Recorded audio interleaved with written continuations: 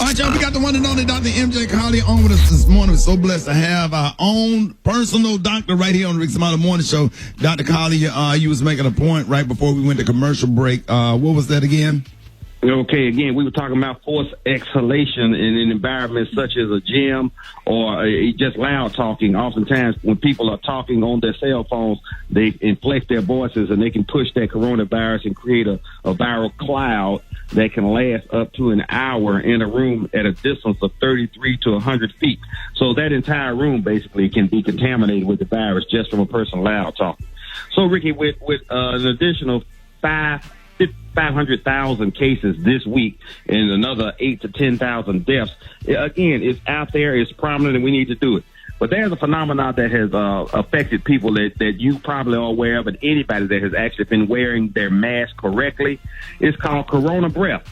Corona breath. Your breath becomes so foul that you're wondering, and if you smell that mask, particularly if it's a cotton fabric mask, you can see what you're sharing with the people around you. So you need to make sure that you are performing your oral hygiene. There are a couple of things that can cause that. One, ketosis. Your breath becomes acidic when you haven't eaten. And so if you don't eat breakfast traditionally, you've been out and wearing a mask, you're smelling it yourself. You become aware of it. But again, once you take that mask off, you can really contaminate a room. Now, poor oral hygiene. You're not brushing and flossing the way that you should, or you have undiagnosed previously dental or gum disease, and that can manifest itself now because the good bacteria will decrease in volume and the bad bacteria in your mouth, and that's aerobic bacteria, or anaerobic bacteria rather. That's the bad one, and it really smells foul. And so people can have a bad breath bacteria and really just a cloud around them. So what do we need to do to avoid that? One, you need to brush and floss 2 to 3 times per day. Good. Well, there's a pre-brush solution that you can use, then brush your teeth, and then afterwards you use a mouthwash. That's best for oral hygiene. Also, take your probiotics that will give you more of the good bacteria that will throughout your gut, including your breath, and then or eat some yogurt every day, something that will give you fresh breath. But mints don't cover this up. They'll mask it very, very temporarily. But, I know that I have experienced that phenomenon. I go to work, miss breakfast, and by 10 o'clock, I'm looking around and say, what is that? And I have to go and brush my teeth before I see another patient because that corona breath can really, really be kicking. So if you're wearing your mask the way we recommend, make sure that you're also maintaining your oral hygiene because you really can get a gum or dental disease and your dental health can deteriorate. All of a sudden now you're noticing plaques on your teeth are darkening, and your breath is, people are backing away from, as you say. Look, Dr. Collier, look, stop. Just stop. You know what you be doing, man. You be having us on the floor sometimes. We're trying to be serious, but you're killing me. Hey, man, we don't want anybody having that corona breath. I mean, that can be as foul as, as the air coming out the other end. It really can be bad.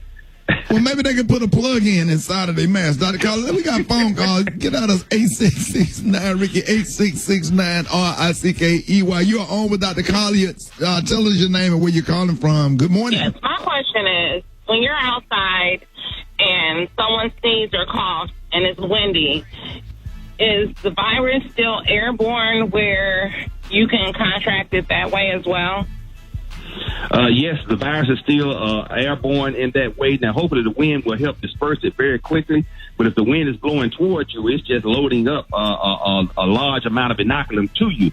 So if you have your eyes covered in addition to your face, that's your best protection in that. But being outside gives you much better protection because the virus can just be dispersed than in an indoor environment. But understand, you're still not safe. And if someone coughs or sneezes, you do not want to walk or run through that cloud of virus.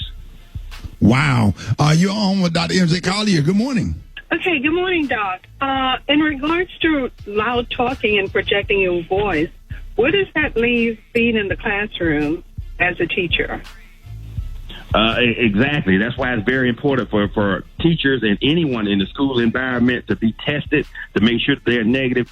Just taking temperatures is not going to fix this problem. We're going to actually have to have regular testing of people, particularly those at the front of the classroom. But, students can talk loud as well, particularly since for whatever reason they allow cell phones in the schools now. So when schools open, they're going to have to be some strict regulations, and we're just going to have to figure this out to keep the children safe. But but the teachers definitely, because they have to project from the front of the room in any environment. That can be from elementary school to a college professor. Then they're going to be projecting. So we have to make sure that the person that's doing the loud talking or voice projecting is safe and is not infected.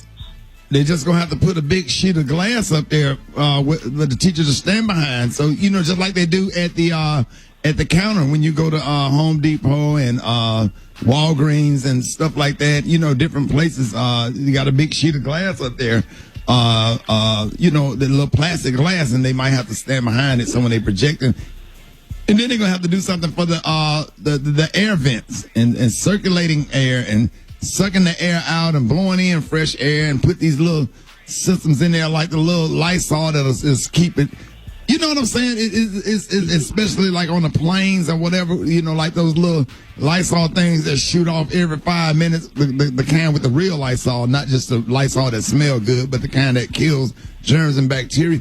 So I've been thinking about it a lot, because they're trying to open up these comedy clubs, and I'm like, man, people laughing and projecting. Laughter, and then I'm projecting it's just not a safe environment unless they got a comedian up performing behind a glass. Or one is not funny. Right. That's Special K. All right, Mr. Collier. No, I'm just joking. Special K. K, I'm just playing. I'm on the phone with HR right now, so don't worry about it. I'm just joking. Hey, Dr. MJ Collier, let everybody know how you can be reached. You can reach me on all social media at AskASK, Dr. MJ, and also go to my website, lifodrop.com, where all information is available about coronavirus, and you can get information about some new products that will boost your immune system and help us get through this. Rickey, it's a wonderful Friday. We look forward to talking to you next week.